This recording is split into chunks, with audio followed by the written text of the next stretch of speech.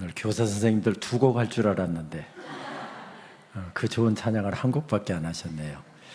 우리 김재원 목사님 중량제일교회 부임하셨다는 소식 오래전에 들었는데 한번 오고 싶었지만 기회가 안 됐다가 오늘 이렇게 귀한 강단에 서게 돼서 참 감사합니다. 우리 김 목사님과는 같은 교회에서 물론 같이 있는 사역을 안 했지만 안산제일교회 저도 초대 부목 출신이어서 우리 중량제일교회가 당연히 중화동에 있을 것이다 생각하고 딱 내비에다 찍었더니 친절하게 중화동으로 저를 인도해서 그쪽으로 갔다가 없어갖고 다시 이쪽으로 왔습니다.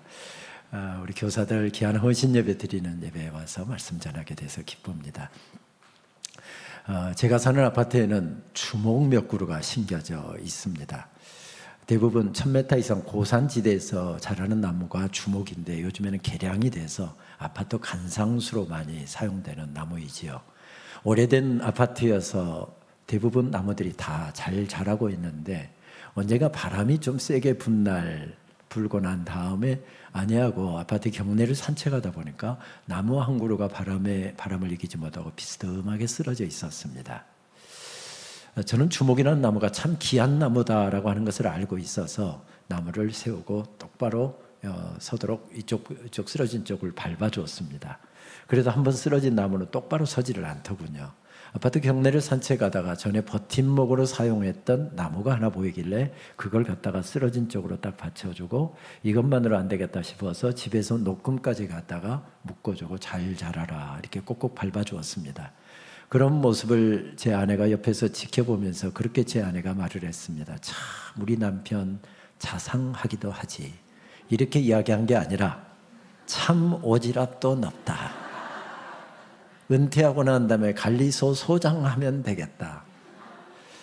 저는 주목이라는 나무가 참 귀한 나무라고 하는 추억을 갖고 있습니다. 강원도 하천에서 한 보병연대 소총 소대장을 할 때에 화학산이 저희 작전 지역이었습니다. 제1선이 복주산에서 만약에 방어를 하다가 밀리면 화학산 2방어선이 거기였습니다. 그러다 보니까 항상 3월달, 4월달이 되면 진지보수공사를 병사들을 데리고 나갑니다. 대대장에게 신고를 했죠. 한 달 동안 진지보수공사 파견 근무하고 오겠습니다 하고 신고를 했더니 소대원들은 보낸 다음에 대대장이 자료를 좀 보자고 했습니다. 갔더니 주소 하나를 적은 쪽지를 건네주면서 화학산에 가면 벼락 맞은 주목 등걸이 많이 있는데 그것을 뿌리채에다가 이 주소에 있는 목공사에다 갖다 주라고 하는 것이 제 임무였습니다. 저렇게 여러분 화면에서 보신 것처럼 산 등성 위에 벼락 맞은 등걸, 그래서 살아서 천년 가고 죽어서 천년 간다 하는 나무이지요. 등걸책해서 이것을 차도까지 운반한다라고 하는 거, 이게 보통 일은 아니었지만 군대에서 안 되는 거 없잖아요. 소대원들 33명, 선임마사까지 34명, 저까지 35명이 붙어서 그걸 주먹 등걸을 캔 다음에 그걸 굴리고 끌고 밀고 야단법석을 피워서 그걸 밑으로 끌어내립니다. 그리고 그게 일정량이 차면 그것을 목공소에까지 갖다 주는 게 제 임무였습니다. 어느 날 목공소에 가서 보니까 며칠 전에 갖다 준 그 주먹 등걸이 완전히 작품으로 바뀐 것을 보았습니다. 그때 당시에 유용했던 궤목 혹은 티테이블을 만들어서 진급을 앞둔 대대장이 그때 관례이기도 했지만 상급자들에게 선물하려고 했던 것 같아요. 저는 그래서 굉장히 주목이라는 게 붉을 줄자를 써서 속이 붉다고 해서 붙여진 이름이잖아요. 참 귀한 나무다라고 생각을 가졌었습니다. 그런데 저희 아파트에 그렇게 버팀목을 하나 쪽에다 해줬는데 한 몇 주가 지난 다음에 산책을 하다 보니까 또 이제 바람이 반대쪽으로 불었는지 반대쪽으로 기울어 쓰러져 있었습니다. 아시는 것처럼 버팀목은 삼각이나 사각으로 대줘야 되는데 이게 나무를 찾지 못했습니다. 그리고 저거 하나 더 대줘야 살 수 있을 텐데 하고 며칠 지났는데 보니까 아예 그것을 뽑아서 내버렸더라고요. 저에게는 주목이라는 나무가 참 귀한 나무다라고 하는 생각을 갖고 있는데 저희 아파트 관리소 직원들에게는 귀찮은 존재였던 것입니다. 그렇습니다. 버팀목이 있으면 세워지고 버팀목이 없으면 무너진다라고 하는 것, 이건 나무 이야기만은 아닙니다. 이것은 교회 이야기고요, 가정의 이야기고요, 다음 세대에 대한 이야기고, 나라와 국가에 대한 이야기고, 또 우리 개인들의 이야기이기도 합니다. 버팀목이 있으면 세워지고 버팀목이 없으면 무너져 내립니다. 그래서 복효근 시인은 버팀목에 대해서 이런 아름다운 시를 우리들에게 들려줍니다. 태풍에 쓰러진 나무를 고쳐 심고 강목으로 버팀목을 세웠습니다. 산 나무가 죽은 나무에 기대어 섰습니다. 그렇듯 얼마간 죽음에 비친 채 삶은 싹이 트고 다시 잔뿌리를 내립니다. 꽃을 피우고 꽃잎 몇 개 뿌려주기도 하지만 버팀목은 이윽고 사가 없어지고 큰 바람 불어와도 나무는 눕지 않습니다. 이제는 사라진 것이 나무를 버티고 있기 때문입니다. 여러분, 산나무가 죽은 나무에 기대어 섰다는 이야기 무슨 이야기인지 아시죠? 죽은 나무도 언젠가는 건장한 나무였습니다. 그런데 죽어서 지금 산나무를 버티고 있습니다. 그 죽은 나무 버팀목으로 서 있었던 것은 시간이 가면서 사가 없어지지만 그 버팀목이 있었던 자리에 세워지는 역사가 견고하게 일어난답니다.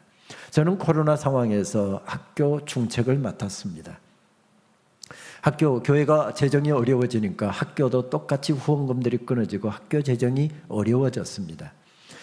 보통 학교의 등록금 비율이 50% 미만이어야 교육부 평가에서 건전한 대학으로 좋은 평가를 얻습니다. 그러니까 50% 이상은 외부에서 후원을 받고 모금을 해서 한 해 살림을 해나가는데 후원금들이 끊어지니 학교가 어려울 수밖에 없었습니다. 새벽에 하나님 앞에 절로 엎드리는 방법밖에 없었습니다.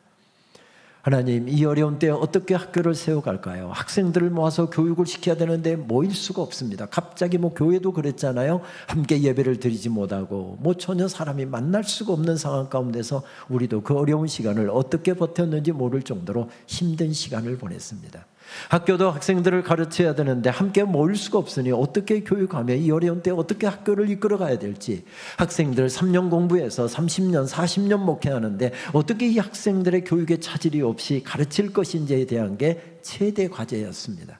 하나님 앞에 엎드려 있는데 하나님의 응답은 명확하면서도 간단했습니다. 내가 버팀목이 되면 된다. 내가 버팀목이 되면 세워지는 역사는 계속될 것이다. 주님, 제가 버팀목이 되겠습니다. 그래서 지난 4년 동안 하루도 쉬지 않고, 정식적으로 제가 휴가를 내서 쉬었던 것은 하루도 없었고, 토요일은 학회라든지 후원자들 애경사 챙기고, 주일에는 또 교회 찾아가서 말씀 전하고 학교 후원도 부탁드리고 기도도 부탁드리고, 지난 4년 동안 하루도 쉬지 않고 달렸습니다. 하나님, 제가 버팀목이 되겠습니다. 버팀목이 되겠습니다 하고 그렇게 기도하는데 하나님께서 또 다른 음성을 저에게 허락해 주시더군요. 한국교회가 어렵다. 성도들이 어렵다. 버팀목이 될 사람들을 더 섬세하게 세워라. 그것이었습니다. 첫 번째는 제가 버팀목이 되라고 하는 명령이었고, 두 번째는 한국교회가 어려우니 이 한국교회를 책임지고 짊어지고 나갈 버팀목이 될 사람들을 더 섬세하게 세우라는 말씀이었습니다. 그렇습니다. 저도 모르게 미소가 번졌습니다. 누군가 있을 때 세워지는 역사는 계속된답니다. 그래서 복효근 시인은 시의 마지막 부분을 이렇게 이어가고 있습니다. 내가 허여히 길 가다 만져보면 죽은 아버지가 버팀목으로 만져지고 사라진 이웃들도 만져집니다. 언젠가 누군가의 버팀목이 되기 위하여 나는 싹 틔우고 꽃 피우며 살아가는지도 모릅니다. 버팀목이 되기 위해서 오늘 꽃을 피우고 나는 견고하게 서나가고 이렇답니다. 그런 누군가가 있을 때 세워지는 역사는 계속된답니다. AD 60년경 네로 황제의 박해로 인해서 교회는 예수님 부활 승천하신 이후 30여 년이 지나가면서 큰 위기 앞에 서 있었습니다. 로마에 세워진 교회는 당시의 로마가 세계의 심장부 아니었습니까? 로마에 세워진 이 로마 교회는 사도들이 박해를 피해서 그곳으로 가서 세운 교회가 아니었습니다.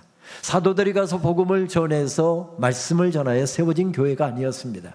이 지역에서 박해가 일어나니까 이쪽으로 피신하고 이쪽으로 피신하고, 그렇게 피신한 사람들이 모여서, 다시 말씀드리면 흩어진 그리스도인들, 디아스포라들이 함께 모여서 세운 교회가 로마 교회였습니다.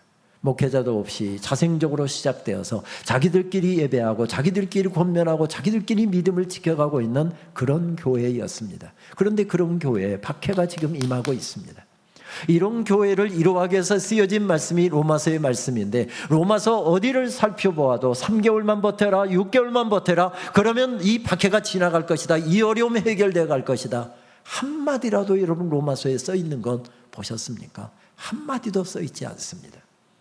대신에 십자가를 통해서 우리가 어떤 죄인의 자리가 있었고 우리는 어떻게 멸망의 자녀들이었으며, 그런데 어떻게 하나님께서 우리를 사랑하셨고 예수 그리스도를 통해서 어떻게 구원의 역사가 시작되었는지를 오히려 말씀해 주고 있습니다. 대표적인 말씀, 로마서 5장 말씀을 보게 되면 이렇게 우리들에게 말씀을 전해주고 있습니다. 아니, 정확히 로마의 그리스도인들에게 이렇게 말씀을 전합니다.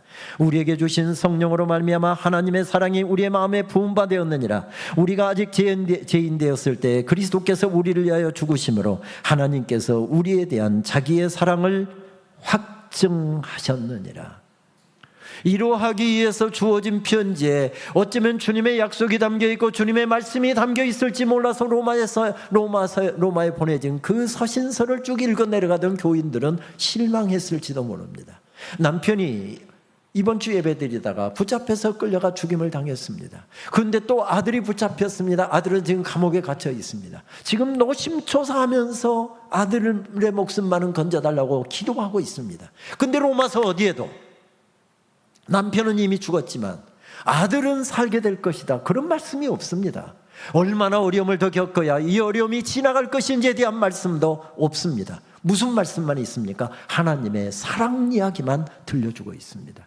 그 사랑으로 말미암아 어떻게 우리가 구원을 받았고 어떻게 우리가 하나님의 자녀가 되었고 어떻게 하나님의 백성이 되었는지에 대해서만 선명하게 계속 말씀을 이어갑니다. 그런 사랑을 받은 사람들이 어떻게 주님을 섬기고 어떻게 신앙생활하고 어떻게 예배해야 될지 로마서의 후반부에는 그런 말씀이 기다랗게 펼쳐집니다. 이것이 로마서의 전체적인 말씀입니다.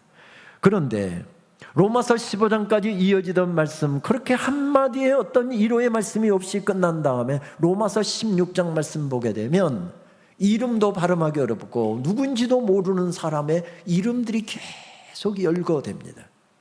그나마 오늘 읽은 본문의 말씀은 우리가 좀 익숙한 부부에 대한 이야기를 담고 있어서 우리는 그들에 대한 조금 정보라도 알고 있고 이름이 더 익숙하지만 나머지 사람들은 이름도 처음 듣는 사람이고 어떤 사람들은 발음하기도 어려운 사람들입니다. 말씀은 이렇게 한 인물을 소개하면서 그렇게 하나님의 은혜에 감격하여 버팀목과 같은 역할을 했던 사람, 로마교회 버팀목의 역할을 하고 있는 사람을 이렇게 소개합니다.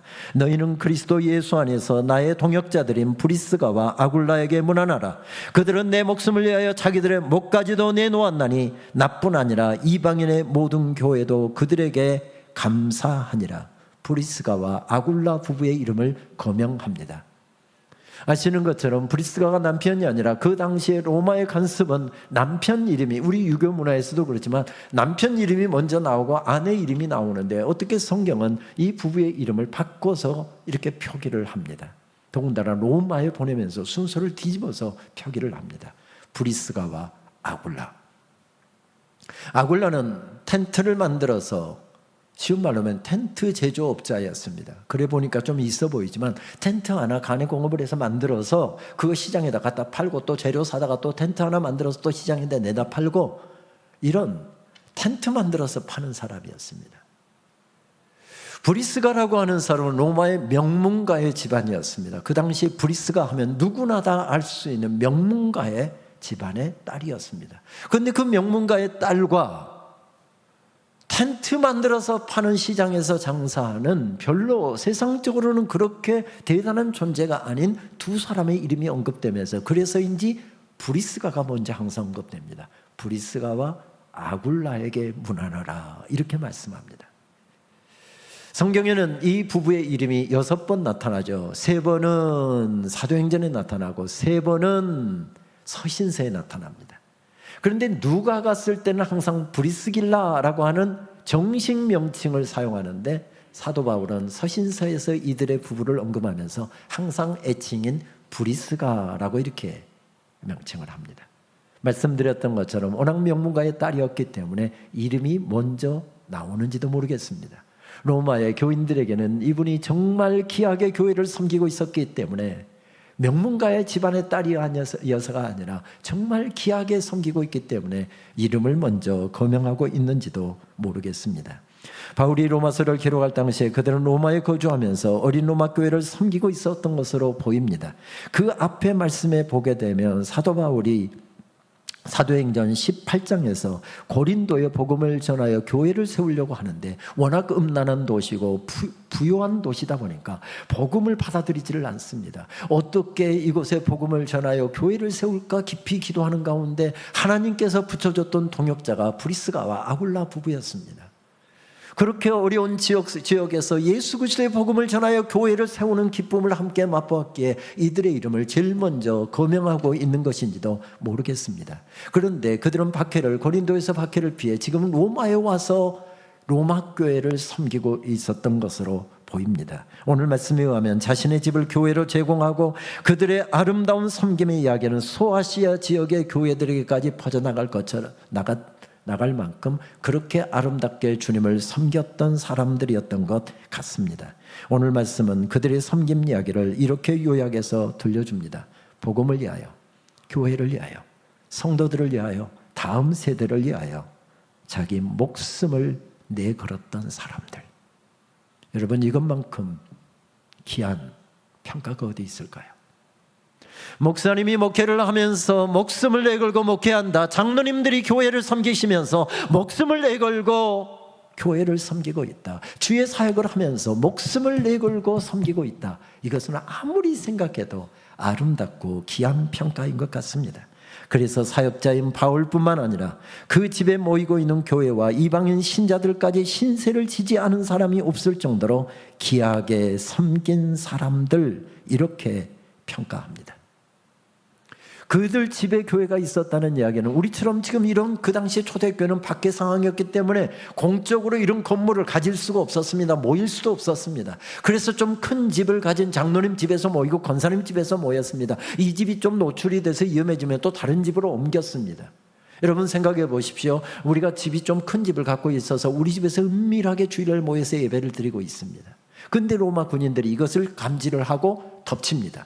그러면 장로님들 앞으로 맡고 있을 때 권사님들은 이 문으로 빠지고 저 문으로 빠지고 할 수 있겠지요?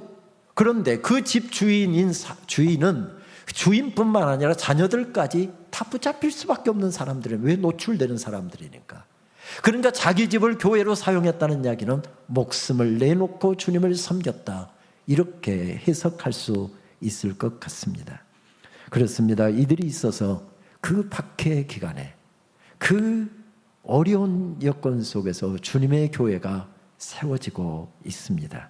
공생의 시작 후에 예수님께서는 제자들을 부르시고 훈련하시는 일을 가장 먼저 하셨습니다.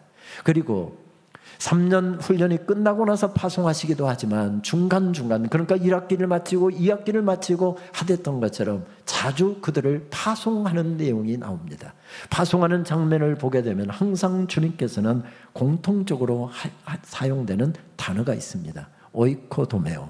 이 헬라어는 주님의 교회를 세워라, 무너진 것들을 다시 일으켜 세워라, 피 묻은 십자가의 복음 위에 사람들을 세워라, 오이코도메오.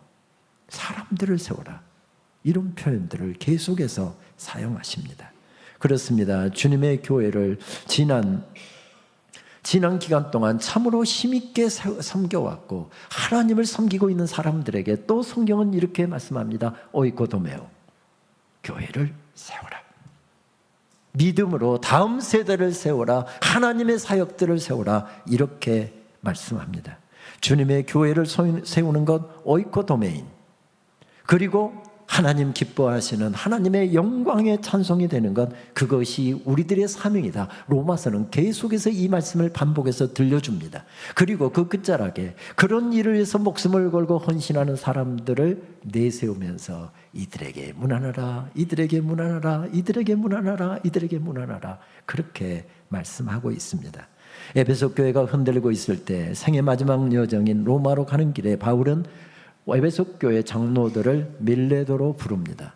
하루 전에 가서 집회를 하고 믿음이 식어지고 첫사랑의 열정이 식어가고 있는 사람들에게 하나님의 말씀으로 일깨우고 싶었지만 그곳에 들어갈 시간이 없습니다. 그래서 사람들을 보내서, 통지를 보내서 밀레도에서 에베소 교회 장로들을 만나지 않습니까? 함께 예배하면서 유언과 같은 설교, 유언과 같은 공고를 바울은 이렇게 에베소 교회 지도자들에게 들려줍니다. 이제 모든 것이 여러분에게 달려 있습니다. 여러분 자신을 위해서나 양떼인 회중을 위해서나 긴장을 늦추지 마십시오. 성령님께서 이 하나님의 사람들을 여러분에게 맡기셔서 교회를 지키고 보호하게 하셨습니다. 내가 떠나자마자 흉악한 이리들이 나타나서 이 양떼들을 맹렬히 공격하리라는 것을 압니다. 여러분의 무리 중에서 나온 자들이 제자들을 유혹하여 예수 대신에 자기들을 따르게 하려고 왜곡된 이야기를 할 것입니다. 그러니 늘 깨어 기도하십시오. 쉬운 말로 하면 무슨 뜻이지요? 지금 교회가 어렵다. 지금 영적으로 혼탁하다. 그러니 너희가 버팀목이 되어라. 교회 지도자들에게 주신 말씀입니다. 교회의 역사는 하나님의 손에 영광스럽게 붙들렸던 이런 귀한 일꾼들, 브리스가와 아굴라 같은 로마 교회 교인들, 또 신실하게 하나님을 위해서 목숨을 걸듯이 그렇게 섬기는 사람들이 있는 그곳에서 교회는 세워졌고, 교회는 부흥했고, 교회는 힘있게 진행될 수 있었습니다. 얼마 전 저는 안양의 한 교회에서 말씀 집회를 4월 동안 인도했습니다. 마지막 날 장로님 한 분이 안양에서 제일 좋은 식당에서 식사를 대접한다 하면서, 그래서 저는 그렇게 고급스러운데 아니어도 괜찮습니다.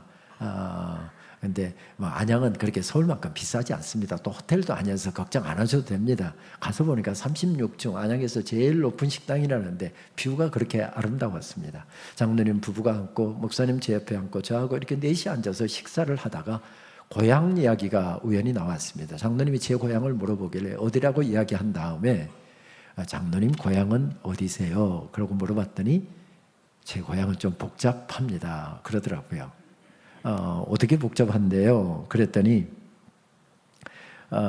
자기는 태어난 곳은 부산이고 자란 곳은 서울이고 지금 일하고 있는 것은 안양입니다 이러더라고요. 별로 여러분들 복잡하지 않잖아요. 별로 장로님 안 복잡한데요. 아니요, 저희 부친은 꽤 복잡합니다. 그러면서 부친 고향 이야기로 바로 장로님이 전환을 하더라고요.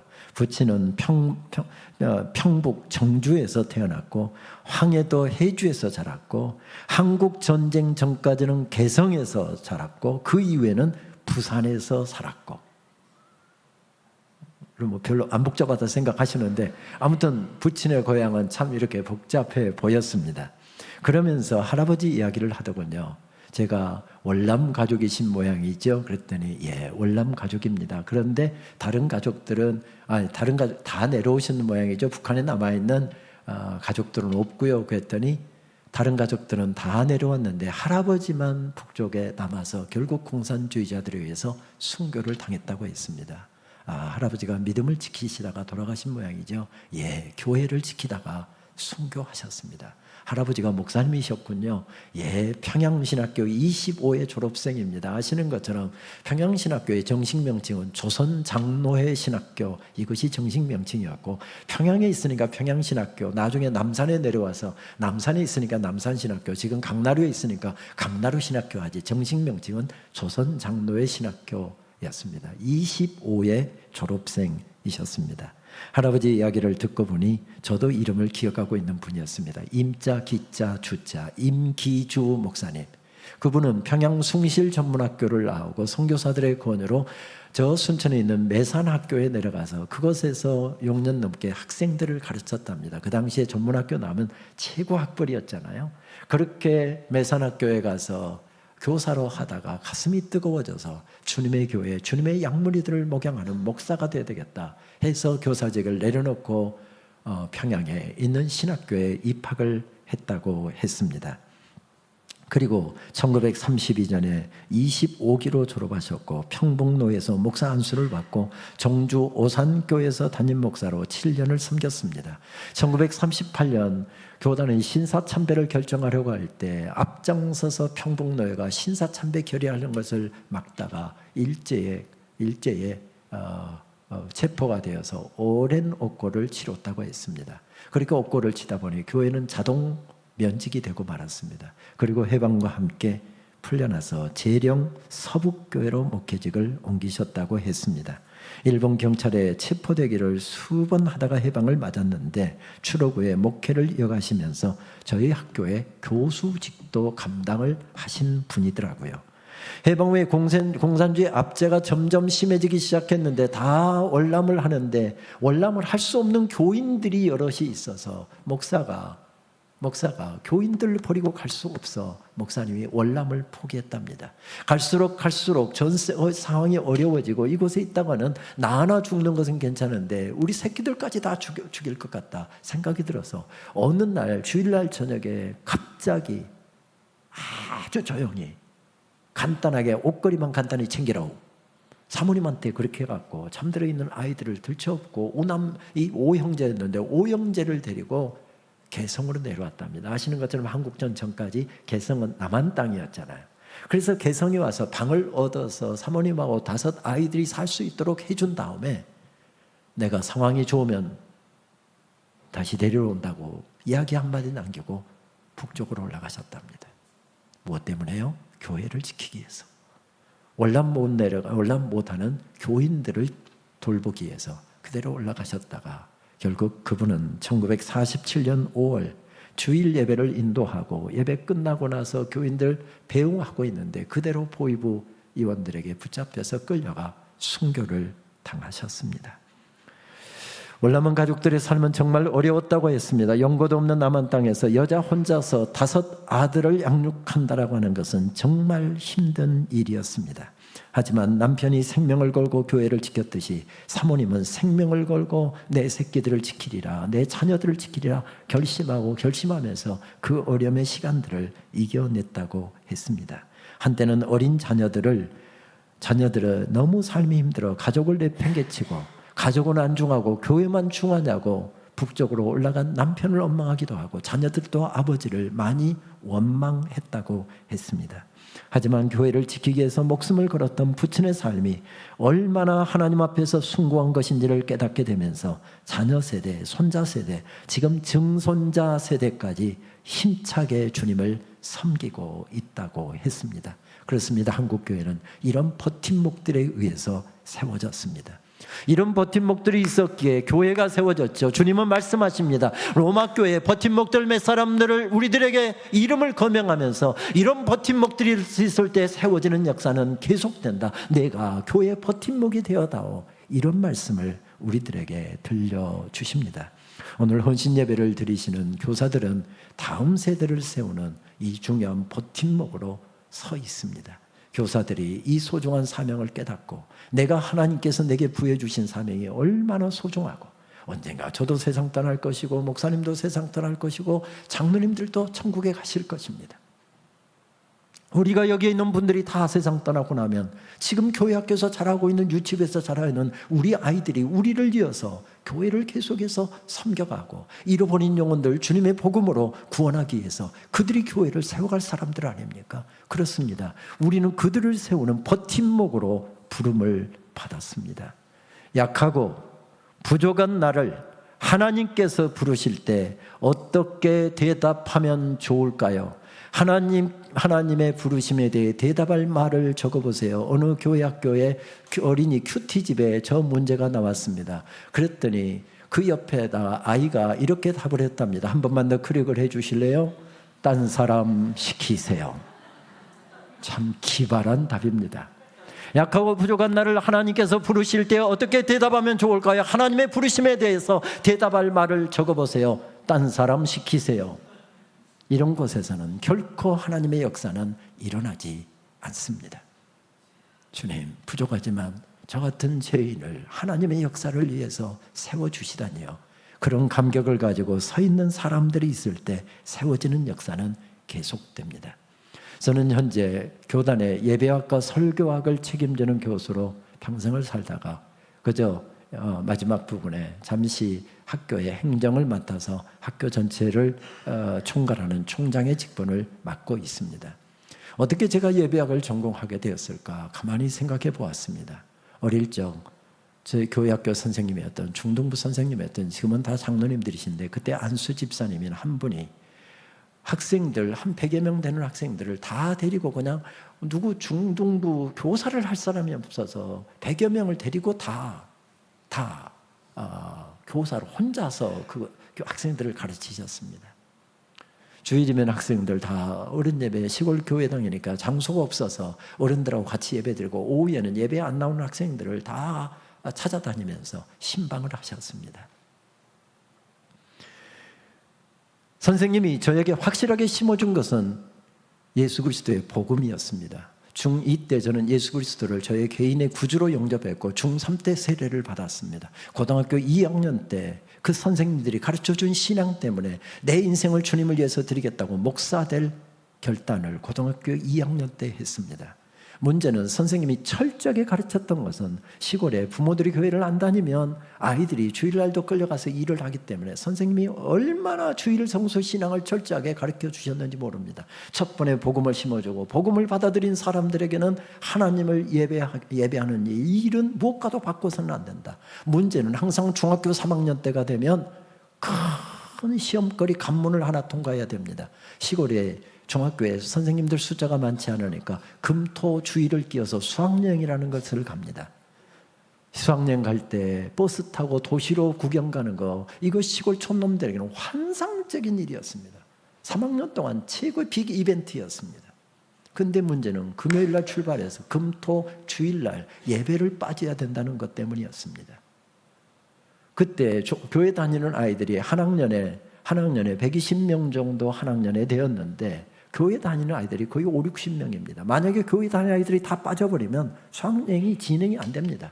그래서 선생님들이 이런 작대기 매를 가지고서 남학생들 하나씩 불러고 수학여행 안 간다고 하면 엎드려 뻗쳐하고 이 매를 때리면서 학생들을 위협해서 다 끌고 갔습니다.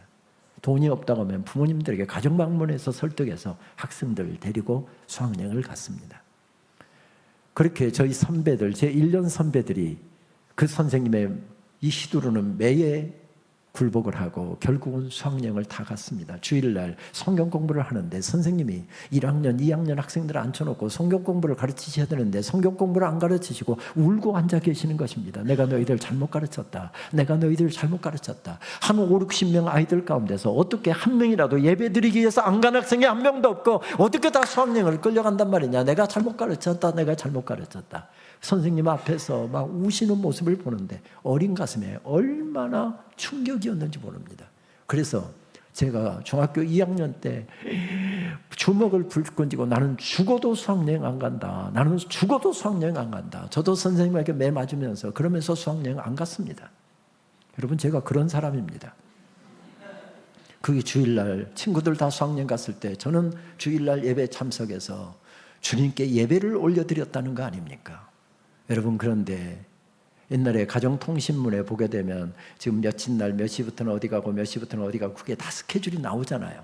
앉아서 지금 목사님 설교 하나도 귀에 안 들어오고 친구들은 지금 어디 가겠는데 좋겠다 예배 시간에 앉아서 친구들 지금 그 다니는 그 길목 뒤를 뒤쫓아다녔습니다. 생각으로요.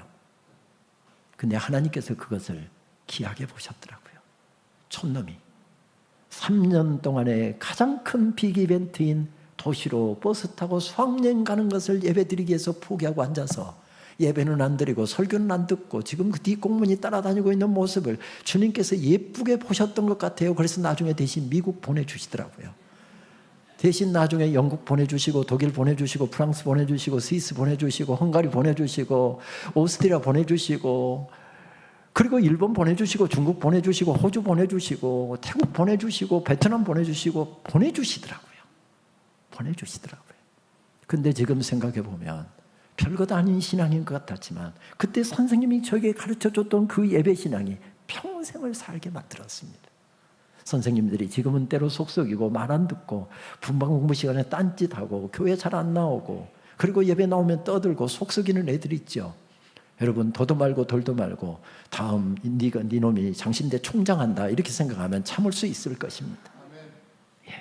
여러분들이 키우는 그 반에서 학생들은 하나님께서 어떻게 들어 사용하실지 모르는 그런 제목들이 지금 여러분들의 버팀목들에 의해서 그 아이들이 자라고 있다라고 하는 생각을 잊어버리지 않게 되기를 바랍니다. 바라기는 아이들에게 심어줘야 될 것이 무엇일까요? 예수 그리스도 그 하늘의 놀라운 사랑을 깨닫고 나는 평생 예배자로 살겠습니다. 하나님 섬기는 사람으로 살겠습니다. 그 놀라운 예배신앙과 복음신앙과 예배신앙을 심어주는 것만큼 소중한 것이 없습니다. 그런 선생님들이 서 있는 그곳에 지금 시대가 어렵고 아무리 어렵다고 하지만 세워지는 역사는 계속되게 될 것입니다. 선생님들 때로는 하다 보면 힘들기도 하고 내가 내년에 교사하면 내 손에 장을 지진다 12월 되기 전까지 그렇게 생각하는 선생님들 많이 있을지 모르지만 또 부장 선생님의 게임에 빠져갖고 또 한 해 하면서 또 1년을 버티고 있는지 모르지만 선생님들이 머물렀던 그곳에 아이들이 자라고 있고 교회 일꾼들이 자라고 있다고 하는 거 잊어버리지 마시고 모든 것을 하시되 따뜻한 마음으로 하십시오. 영혼들을 키우고 있다고 하는 따뜻함이 선생님들 속에 있게 되면 그 아이들은 하나님의 품과 그 따뜻함을 인식하게 될 것입니다. 코로나로 인해서 성탄절에도 함께 모일 수 없었던 때가 있었지요. 말씀을 준비하다가 몇 년 전 코로나로 새까맣게 가슴이 타들어가면서 성탄절이 다가오고 있는데도 함께 모여서 예배 한 번 드릴 수 없는 어려운 상황 가운데서 제자 목사들이 연락이 왔습니다. 총장님 이런 때 어떻게 예배를 드려야 될까요? 어떻게 교인들에게 성탄 메시지를 전해야 될까요? 그래서 SNS에 제자들을 격려하기 위해서 올린 글이 있었는데 말씀을 준비하다가 그 글이 우연히 눈에 보여서 읽게 되었습니다. 조금 길지만 그 길을 한번 읽도록 하겠습니다. 어둠이 한기처럼 스며들고 뱃속에 붕어 새끼 2마리 요동칠 때 학교와 버스 정류장을 지나는데 먼저와 기다리던 선재가 내가 맨 책가방 지퍼가 열렸다며 닫아주었다. 아무도 없는 집 썰렁한 내 방까지 붕어빵 냄새가 따라왔다. 학교에서 받은 우유 꺼내려 가방을 여는데 아직 온기가 식지 않은 종이봉투에 붕어가 5마리. 내 16 세상에 가장 따뜻했던 저녁. 여기까지는 복역은 시인의 시의 내용입니다. 오랜 과거의 기억을 끌어내고 눈물샘을 자극하는 데 복역원 시인은 선수입니다. 이런 시를 쓰고 제목을 세상에서 가장 따뜻했던 저녁이라고 붙입니다. 학교 수업 마치고 터벅터벅 집으로 향하는데 붕어 새끼 2마리가 요동치더랍니다. 그 가난하고 배고팠던 시절을 어쩜 이렇게 실감나게 풀어놓았을까요? 시인이 회상하는 16살 무렵 저도 부모 떠나 도시에서 자취하며 고등학교 생활을 시작했습니다. 한 달에 한 번 정도 고향에 내려가 가져온 김장김치가 주 반찬이었습니다. 반찬으로 먹고 찌개 끓여 먹고 거기에다가 속 없는 친구들 교회 후배들 자취방에 찾아와 라면 후 불며 맛있다 희젓고 가면 생명 같은 김치는 다 떨어집니다. 시험 기간 고향집 다녀올 시간이 없으면 아침엔 간장에 밥 비벼 먹고 점심은 맨밥 도시락 들고 가서 친구들 눈치 보며 반찬 한 입씩 얻어 점심 때우고 저녁에 남은 김치 국물에 밥 비벼 먹고 그렇게 살았더랬습니다. 어느 날 학교에서 하늘이 핑 돌더니 눈 떠보니 병원 영양실조라고 했습니다. 소식 듣고도 직접 달려오지 못하신 어머니가 누이 손에 바리바리 싸 보내주신 음식 눈물 섞어 먹었던 그런 기억이 있어 붕어 새끼 2마리 요동친다는 시어가 이리도 가슴 뭉클해지는 이유입니다. 학교 끝난 후 쓸쓸히 집으로 향하는데 어둠은 한기와 함께 밀려오고 교문에서 기다리던 친구, 배고픈 친구 자존심 지켜주려고 가방이 열렸다며 몰래 붕어빵 몇 개 슬쩍 넣어 주었답니다. 터벅터벅 걸어 집으로 향하는데 붕어빵 냄새가 왜 나를 따라올까 생각했답니다. 학교에서 받아온 우유 꺼내려고 가방을 여는 순간 거기 미소 짓는 붕어빵, 돌이켜보니 눈물 섞어 먹었던 그것이 세상에서 가장 따뜻했던 저녁 식사였답니다. 모든 것이 묶여있는데 하늘 보자 버리고 오신 분에게서 오늘 나를 따라오는 붕어빵 냄새를 맡습니다. 오늘 힘들게 걸어가는 나를 계속 따라오는 붕어빵 냄새, 썰렁한 내 방에까지 따라오는 그 냄새, 우리를 끝없이 따라오는 그 사랑의 향내를 다시 맡습니다. 그 은혜로 여기까지 살아왔습니다. 이 어려움의 때에도 하늘 사랑이 우리를 가득 덮고 있습니다. 차가운 들판에서 벌떡 일어나 우리가 찬양하는 이유입니다. 이런 가슴 따뜻한 사람들이 있을 때 그 공동체는 따뜻해지죠. 아름다워집니다. 선생님들의 가슴이 복음으로 또 따뜻해지고 하늘 사랑으로 더 따뜻해지면 아이들의 가슴이 따뜻해져 뭔가 그 사랑을 깨닫고 그 사랑 때문에 평생을 주님을 섬기는 브리스가와 아굴라 같은 사람들이 될 것입니다.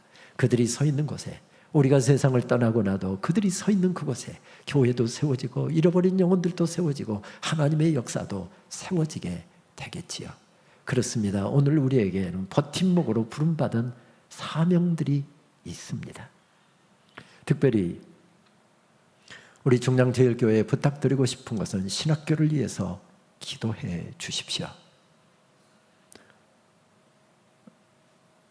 학령인구 감소로 인해서 지금 현재 장신대를 빼고 교단을 초월해서 작년에 종신대까지, 종신대와 장신대는 평양에서부터 한 학교였는데 합동과 토망으로 분립되면서 두 학교가 1959년에 나눠지지 않았습니까? 서로 쌍벽을 겨누는 그런 학교인데 종신대까지 미달이 되고 말았습니다. 근데 이런 상황인데 교회가 기도해줘도 부족한 판에 교회가 후원금을 보내고 교회가 정말 이 학교를 세우기 위해서 몸부림쳐도 괜찮은데 아군의 진영에 폭탄을 터뜨리듯이 지난 2주간 저는 그런 것을 경험하며 2주간을 정말 힘들게 보냈습니다. 뜬금없이 혹시 이 중에 영상을 보신 분이 계실지 모르겠지만 장로의 신학대학교 생활관에 에이즈 환자가 있다는 그런 영상을 누가 만들어서 배포를 한 것입니다. 그리고 마치 장신대 생활관에서 마치 학문 성교하는 것처럼 이렇게 동성애자들이 하는 것을 묘사해 가면서 장신대 생활관에서 일어나고 있다 정확하게 꼽히지 않지만 이거 있다고 한다면 이런 상황으로 쫙 매칭을 시켜가는, 이게 얼마나 큰 사건입니까? 직원들 생활관에 학기 중에는 700~800명 정도가 거주하는데 그 학생들을 관리하기 위해서 생활관 지도교수가 2명이 있고 영성신학 교수들이 3명이 붙어서 학생들의 생활지도, 영성지도를 면밀하게 합니다. 밤 11시 학생들이 다 잠드는 시간까지 교수들이 순찬을 들고 학생들을 관리합니다.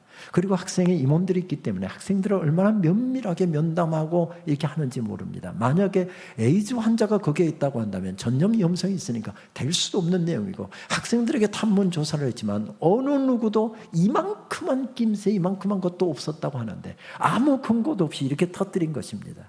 총장이 직접 나설 수밖에 없었습니다. 변호사에게는 법적 조치를 취해놓고 가처분 신청 바로 해서 내일 출근하면 바로 그거 접수하도록 하고, 언론들에게는 기자회견 요청을 하고, 그리고 또 개인적으로는 영상 내리도록 했더니 이분은 전화라도 오면 그 전화 온 사실을 영상으로 만들어서 또 배포를 해서 이거 조심스럽게 접근해야 돼서 하는데, 만약에 전화 오면 그것은 녹음도 하지 않고 영상으로 제작하지 않겠습니다. 그 약속을 먼저 해와서 전화를 했습니다. 그리고 설득을 했습니다. 제보자가 당신이 받은 정보가 있으면 학교에 넘겨라. 학교는 적절하게 조치를 해야 되니까 그 정보를 보내다오. 그리고 영상. 지금 그렇지 않아도 학교들 어렵다. 장신대마저 미달시키려고 작정을 했냐. 이런 소문이 퍼지면 누가 장신대 오려고 하겠습니까? 그래서 2가지를 요청했더니 제가 정말 간곡하게 부탁했더니 영상 내리겠습니다. 그 영상 내렸습니다. 그런데 문제는 정보를 학교에 다 제공하고 장신대에 협조하기로 했습니다. 그렇게 해놓고 나서 영상을 또 그걸 만들어서 올린 것입니다. 문제는 제가 정보를 받아놓고 보니까 에이즈 환자들이 먹는 약병 어디서 찍은지도 모르는 사진 하나를 저한테 떡 보내온 것입니다. 그래서 당신이 제보받은 그 학생에게 제보받았다고 해서 그걸 보내라 하는데 정보가 없는지 안 내놓고 계속 의료법에 저촉되기 때문에 못 준다는 겁니다. 그래서 변호사들 자문을 구하고 제가 의료법을 전부 다 연구를 했습니다. 의료법은 환자의 비밀사항을 누구에게 유포하는 것, 그것을 금하는 것이지 공익의 목적으로 제보한 사람의 그 해당 기간에 넘기는 것은 이것은 공익 목적으로 반드시 의사로서 해야 되는 일인데 기본도 모르고서 의사인 사람이 의료법 때문에 못 준다고 하길래 제가 변호사 자문을 구하고 내가 의료법 19조에 보니까 그것은 해당이 없습니다 하고 했더니 그 다음부터는 지난 한 주간 동안에는 저를 공격한 것입니다. 총장 인준을 못 받게 하려고 제가 어느 교회 목회직 대물림하는 것 때문에 앞장섰고 장신대 교수들이 계속 여기 반대를 하니까 저 임기 초기에 정말 죽일 듯이 학교 공격하고 저를 공격했거든요. 그 3년 전의 자료를 꺼내갖고 아니면 말고식으로 그 기사를 읽어주는 식으로 저를 또 공격했는데 100억을 걸더라고요. 만약에 장신대 전수조사를 해서 없으면 내가 100억을 내겠다. 만약에 이주 환자가 있으면 김은용 총장이 100억을 내놔라고 영상을 제작해서 지금 배포를 한 것입니다. 이런 상황을 보면서 한국교회가 PR을 구분 못하는 이런 영적인 혼탁함 가운데 있구나. 물론 저는 완벽한 사람은 아니지만 마치 학교를 동성애 물들어 있는 학교를 공격하다가 그것을 중단시키니까 마치 제가 비도덕적인 사람인 걸로 공격을 하는 이런 혼탁한 시대에 서 있습니다. 여러분, 신학교를 위해서 기도해 주십시오. 교회 학교와 우리 청년부와 중고등부에 자라는 다음 세대를 세우는 일을 위해서 여러분 특별히 기도해 주십시오. 지난 12월 중순 학교 일정이 그때에 따라 유난히 많은 주간이었는데 한 주간 저는 어느 교회 추수감사절 특세를 인도하게 되었습니다. 학교에 마음 무겁게 하는 일이 있어서 잠을 이루지 못하고 지난밤에 한 2시간을 잤나 하고 새벽 4시에 일어나서 말씀을 전하게 하여 이 내부순환도로를 달리고 있었습니다. 간간히 새벽기도 가는지 차 한두 대 달리는 것 외에는 새벽 4시에 거의 내부순환도로에 차량이 없었습니다. 오늘도 바로 새벽기도 말씀 전하고 나서 학교로 달려가서 저녁 10시까지 일정이 쭉 재워져 있습니다. 차를 운전해 가는데 얼마나 몸이 피곤하고 잠을 못 자서 힘들든지 나는 왜 이렇게 허겁지겁 달려야 되나 하는 생각이 들어서 저도 모르게 쭉 가는데 쭉 처지는데 새벽 하늘에 떠있는 새벽별 하나가 보였습니다. 함께 깨어있다라고 하는 것, 그게 왜 그렇게 저에게 위로가 되던지요. 그런데 그 새벽별을 보면서 떠올랐던 시가 있었습니다. 학교로 돌아와서 그 시를 제일 먼저 검색을 해보았습니다. 새벽 찬물로 얼굴을 씻고 나니 창살 너머 겨울나무가지 사이에 이마를 탁 치며 웃는 환한 별 하나, 오 새벽별이네. 어두운 밤이 지나고 새벽이 온다고 가장 먼저 떠올라 새벽별, 아니네. 무별들이 지쳐 지나간 뒤에도 가장 늦게까지 남아있는 별, 끝까지 돌아가지 않는 별이 새벽별이네. 새벽별은 가장 먼저 뜨는 찬란한 별이 아니네. 가장 나중까지 어둠 속에 남아있는 바보 같은 별, 그래서 진정으로 앞서가는 희망의 별이라네. 지금 모든 별들이 하나둘 흩어지고 사라지고 돌아가는 때 우리 희망의 새벽별은 기다림에 울다 지쳐 잠든 이들이 쉬었다 새벽길 나설 때까지 시대의 밤하늘을 성성하게 지키다 새벽 붉은 햇덩이에 손 건네주고 소리 없이 사라지느니 눈물 나게 아름다운 그대, 오 새벽별이네. 혼자서 새벽길을 달리다가 만난 새벽별, 늦게까지 떠있는 별이라고 생각했는데 아니랍니다. 제일 먼저 떠오르는 별이라고 생각했는데 아니랍니다. 모두가 지쳐 쓰러져 있을 때 다시 일어나 아침 나가는 그 길까지 지치는 별이 새벽별이랍니다. 가장 먼저 가장 나중까지 지켜주는 새벽별. 그렇습니다.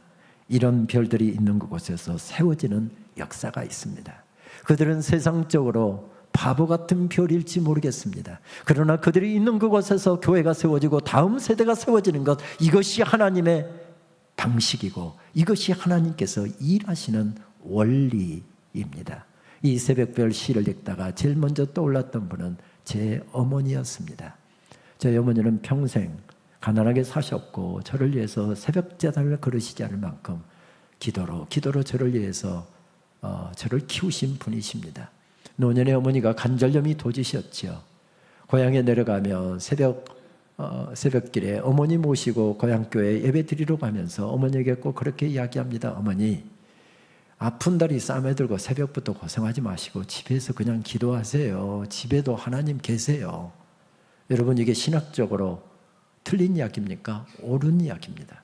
아들의 이야기는 신학적으로 하나님은 집에도 계시다는 것 아무 틀림이 없는 이야기였습니다. 근데 저희 어머니 한마디 말로 제 수년 동안 쌓아왔고 제가 정확하게 옳게 이야기했던 그 신학적인 지식을 다 허물어 버리더군요. 우리 아들이 목사인데, 목사는 기도해 주는 사람이 많아야 된다는데 애미가 기도 안 하는데 누가 우리 아들 위해서 기도하겠어? 그래서 어머니는 아픈 다리 쌈에 들고 새벽길을 나서는 것입니다. 그런 새벽별이 있어서 세워지는 역사는 계속되고 있습니다. 우리 권사님들, 노 권사님들, 이 수련회 때면 땀 뻘뻘 흘리면서 카레밥 만들고 짜장밥 만들어서 이분들 키우셨잖아요. 이분들은 안 먹은 것처럼 시침이 떼고 있는데 다 우리 권사님들이 만들어주는 짜장밥 먹고 우리 자랐잖아요. 카레밥 먹고 자랐잖아요. 그 카레밥 먹고 자란 사람들이 이제 또 다음 아이들을 세우기 위해서 몸부림치고 있습니다. 수고하셨습니다. 올여름 사역을 위해서도 계속해서 뒤에서 기도해 주십시오. 우리 장로님들 늘 앞장서 먼저 교회 먼저 나오시고 나중까지 계셨던, 가장 나중까지 가장 먼저 지켜주셨던 새벽벌과 같이 그 역할을 해주셨기에 주님의 교회가 이렇게 여기에 우뚝 세워지지 않았습니까? 우리 교사들 격려해 주시고 이 거룩한 사역을 위해서 우리 함께 다 새벽별로 서십시다. 주님께서 주님 앞에 서는 그날 이렇게 말씀하실 것입니다. 눈물 나게 아름다운 그대들, 오 새벽별이네. 만약에 그 음성 듣게 된다고 한다면 우리는 잘 산 것입니다. 헛되이 산 것 아닙니다. 올여름에도 우리 선생님들을 통해서 우리 중량제일교회 보석과 같은 하나님의 사람들이 우뚝우뚝 세워질 수 있게 되기를 바랍니다. 기도하시겠습니다.